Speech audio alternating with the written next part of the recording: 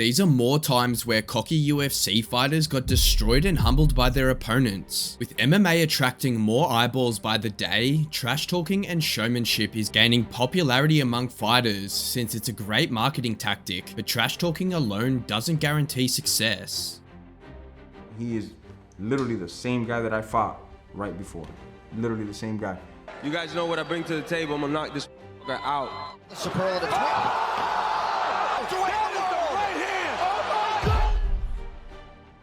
And these next 7 cocky fighters had karma come back to haunt them. First up, it's James Vick, who got smacked up by a UFC legend for talking way more than he could back up.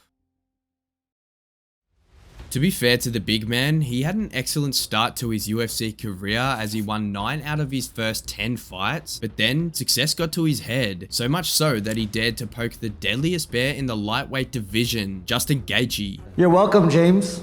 Welcome to the big show. You get to fight the main event. You made it, buddy. Yeah, thank you, man. It's your last main event. You're about to be on a 3-fight losing streak and shipping your ass to the B leagues to fight tomato cans again. I fought 4 times in the last year and I won my fights. You lost 2 out of 3. You suck, dude.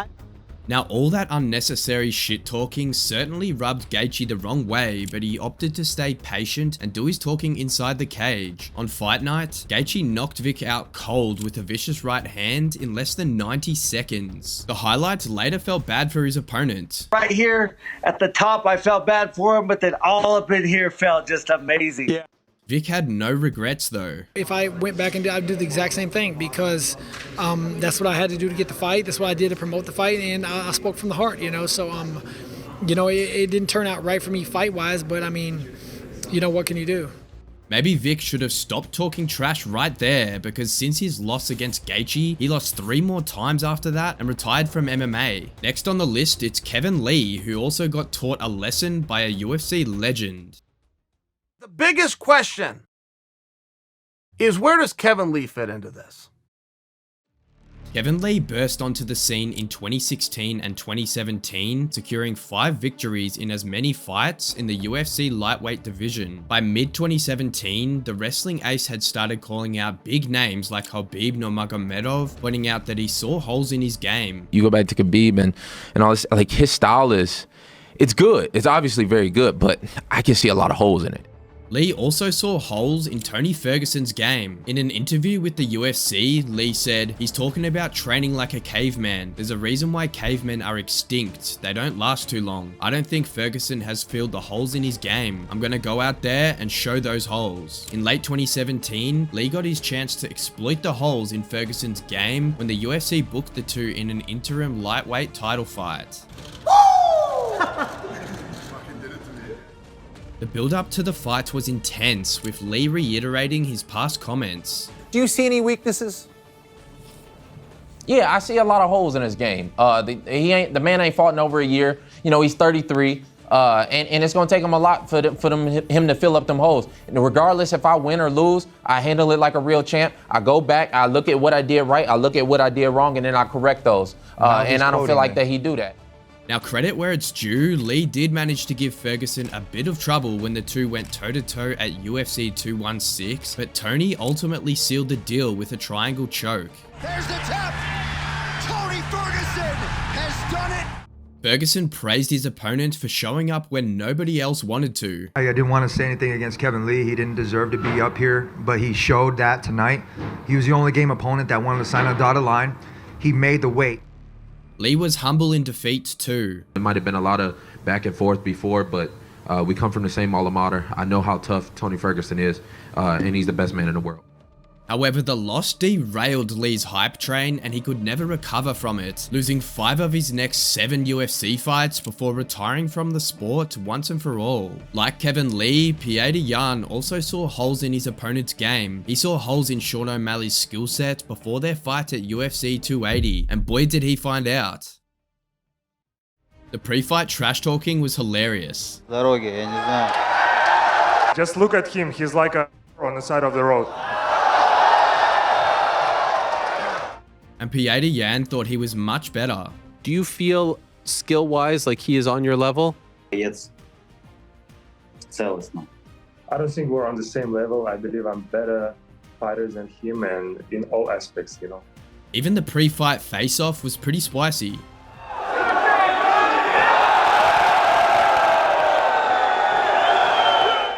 The fight was just as good as the build-up as both men punished each other. O'Malley in particular blew everyone out of the water by producing a solid 3-round performance that earned him a razor-close victory, which proved that he was legit. I think I went out there and just proved that, you know, I belong in the top of the division. Jan, however, wasn't happy with the decision, and Petr Yan wasn't the only bantamweight legend to earn themselves some humbling. The UFC bantamweight division has always been full of exciting stars and matchups, and one such battle was the title fight between champion Dominic Cruz and Cody Garbrandt in 2016. It all started with a backstage altercation at UFC 202. The same day, Cruz went off on Garbrandt during the post-fight show. It wasn't anything crazy, it was just an exchange of words and understanding and looking each other in the eye and understanding we're going to see each other very soon, my friend. It pretty much came down to, you know, I didn't like what you said about me on some of these interviews, Dom. It hurt my feelings, basically, is the way he said it to me. He didn't say those exact words, but he might as well have. It was in his eyes. They were getting teary and stuff. And I was like, sorry, man. I'm going to have to embarrass you in front of a lot of people, so. The pre-fight interviews were just as volatile, and Cruz even made Cody bail out of a one-on-one interview because he was pissed. I'll come across there right now, dude. You're a room away. Go ahead. Come over here. Yeah. Come on, turd. Let's go. Unhook me. Ooh, I hope he comes. Bring it. Come on. Come on. Come on. You coming? You coming, little boy? The prospect had little to answer to the veteran's trash-talking pre-fight, but when the cage door closed, it was the exact opposite. Garbrandt battered and dropped Cruz multiple times, putting on a striking clinic, all while dancing around the cage and taking home a dominant, unanimous decision win. Cody was very respectful in his post-fight interview. Dominic's a great champion. He's arguably one of the best bantamweights to ever grace the octagon. And it was a pleasure going out there and testing my mettle. You know, I had a lot of, what ifs. And I think I solved every one of them. Cruz wasn't disappointed in himself, but took his loss on the chin. After seeing the look in his eyes a couple times when I punched him, when I kicked him, when I fought him, I'm not disappointed in myself at all. All I can say is I lost, and I'll take my loss like a man. Now, is a video about cocky fighters even complete without Khamzat Chimaev? The Chechen is aggressive, he's explosive, and he's super cocky, but does he have the same star power he once did? In his first 4 UFC fights, Chimaev absolutely steamrolled everybody, including a tough-as-nails Li Jingliang, who was literally manhandled and then choked out. The victory earned Chimaev a fight against longtime welterweight contender Gilbert Burns at UFC 273, ahead of which the Chechen warned that he'd smash the gritty Brazilian. Prior to the fight, Khamzat tweeted, "Be ready, you die, boy." Chimaev even trolled Burns by calling him small and telling him to eat more during a hotel run-in. I'm small, brother. How to eat much, brother? Eat banana, brother. Chocolate, brother. You sure? Let's feel the power. Show him power, brother. Show him something. It was all fun and games until Burns trolled Chimaev back. You're too little, but you have to go to other divisions. Maybe like, no. What? Can't understand. Where's the translator? What's your comment on being the underdog? It don't matter, matters what. Of course, he's underdog. King is here. Woo! What he said? Oh, he's mad. Oh, hit the table. The fuck. See you Saturday, buddy. I can see you every minute. Come on backstage, smash your face. On fight night, not only did Burns push Chimaev to his absolute limit, but he also hurt him several times. By the end of the night, Chimaev was bruised, battered, and humbled, although he was still able to walk away as the winner of the fight by a unanimous decision. In the post-fight press conference, Chimaev said that it would have been an easier fight if he had more control on his emotions. The guy was tough. I didn't accept that, like it would be like that. But from first second to last second, I had to try to finish him, Next time I'm gonna work a little bit smarter and gonna smash somebody. And Burns just wanted his rematch. I believe we were super close. I don't want to take nothing away from Hamza. He was a warrior in that too. I just believe we're not done. You know, we gotta do this again. It hasn't happened yet, but many UFC fans think that the rematch is well deserved. Next up, a UFC legend showed Luke Rockhold why you should never conceive, believe, and achieve in his presence. When Michael Bisping stepped in on short notice to challenge Luke Rockhold at UFC 199, the American was oozing with confidence and cockiness since he had already beaten the Brits before. You're just an average bloke. You're just an average bloke. Good use of English. I'm a samurai. I'm gonna come in there silent, undetected, and I'm gonna knock you out. I'm gonna make my kill, and I'm gonna be out. You're making a fool I'll be out of on the yourself. next contract. Watch me. All right, buddy. Bisping was cocky too, to be fair, yet he had fans behind him, and that proved to be his biggest motivation. When the two entered the cage, Bisping used lateral movement to stay away from grappling exchanges, and after half a round of striking battle, he cracked Rockhold with a crunching left hook that had the champ doing the chicken dance. A few moments later, Bisping knocked the champ out cold. Rockhold was still cocky after getting brutally put away. Some say revenge is sweet. I disagree. I think it's better than sweet. Luke, come on, buddy. When the shoe was on the other foot, I leaned over and thanked you at this moment in time. I said, well done. Yeah, and I actually picked you up off the canvas. And you, being the you are, came up to me and was a bitch I shook about your it. hand, and you said, I already shook your hand and told me to basically.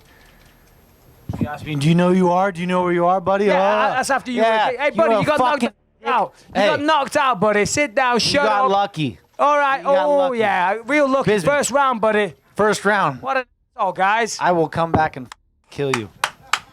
The two eventually buried the hatchet a few years later and now seem to be on good terms. But can we say the same about Jorge Masvidal and Kamaru Usman? The two have battled twice in their careers at UFC 251 and UFC 261. At UFC 251, Usman was originally scheduled to face Gilbert Burns, but after the Brazilian pulled out due to injury, Masvidal stepped in on a week's notice. Though Masvidal lost by a decision, he gave Usman a seriously tough fight. Even the champ praised him for his toughness. I knew he was going to be a tough guy. His wrestling's always been good, but you know, my wrestling's just a little bit better.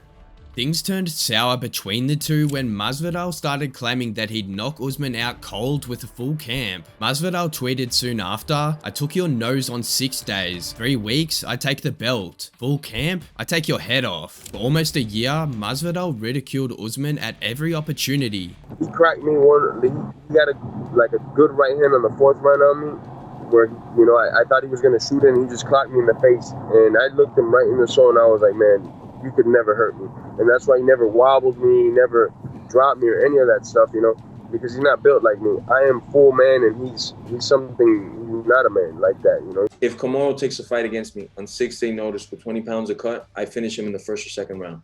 That's a great fighter. He doesn't go to decision with me and he knows that for a team. That's why he was hugging me for dear life.